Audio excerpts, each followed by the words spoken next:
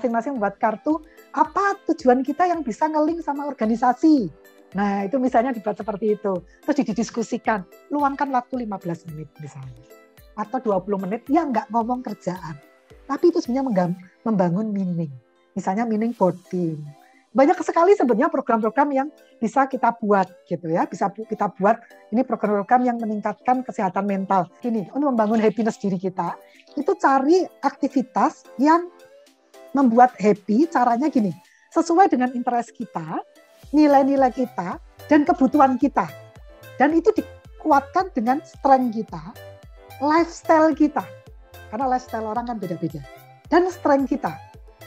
Dan list yang membuat kita unhappy apa, itu supaya aktivitas itu dikurangi, diminimalkan. Nah itu untuk membangun emosi positif. Karena Bapak Ibu itu banyak membangun emosi positif itu banyak sekali yang bisa dikembangkan. Ya sayang waktu kita nggak banyak. Nah ini contohnya, saya pernah survei di IG saya, IG story saya, lebih suka apa tuh, kuliner, traveling, shopping, atau mager gitu kan. Nah traveling banyak, tapi sekarang kan nggak bisa, tapi mereka suka traveling. Nah itu kan bisa juga tuh membuat Zoom traveling. Saya sama tim saya tuh punya tim ADHD yang terdiri dari di Semarang, Surabaya, Jakarta 2 orang. Jadi karena kita suka traveling gitu ya, tim kita ini. Tapi travelingnya sendiri-sendiri.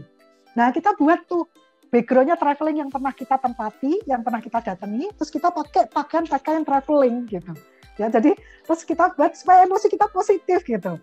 Jadi kita bisa bangun seperti itu. Nah di perusahaan juga bisa buat seperti itu. Apa dulu memori yang membuat senang tadi ketika belum WFH misalnya. Apa dulu memori-memori itu? Nah itu diciptakan gitu. Dengan Zoom itu kan bisa toh. Kita bisa membangun kenangan-kenangan emosi positif waktu itu gitu. Nah itu bisa bangun seperti itu. Ada juga yang ada banyak yang Bapak Ibu ini sebenarnya bisa dikembangkan semua. Nih saya cuma contohkan. Yang growth mindset ini juga bisa. Kita bisa latihan. Jadi misalnya 1 minggu ini saya mau learning tentang apa ya gitu. Terus kemudian misalnya learning tentang masak gitu. Masak paling gampang gitu ya, masak gitu. Hari 1 minggu ini saya mau learning tentang masak. Hari ini saya ngumpulkan resep. Oke. Hari kedua saya ikut cari resep-resep di Google misalnya. Hari ketiga saya masuk klub masak. Terus hari keempat saya mulai praktek-praktek. Hari kelima terus ada feedbacknya apa. Itu set learning goals seperti itu. Nah itu bisa apa saja.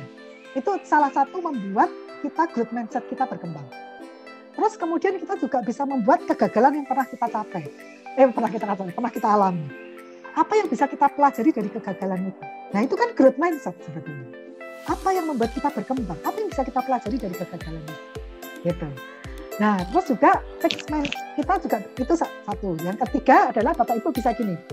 Kalau kita punya fixed mindset, pikiran fixed mindset, itu terus kita catat. Wah ini fixed mindset saya. Dirubah deh kata-kata saya. Ketika saya bilang, wah ini saya nggak bisa. Kita coba, kita ubah nih menjadi growth mindset. Saya akan coba.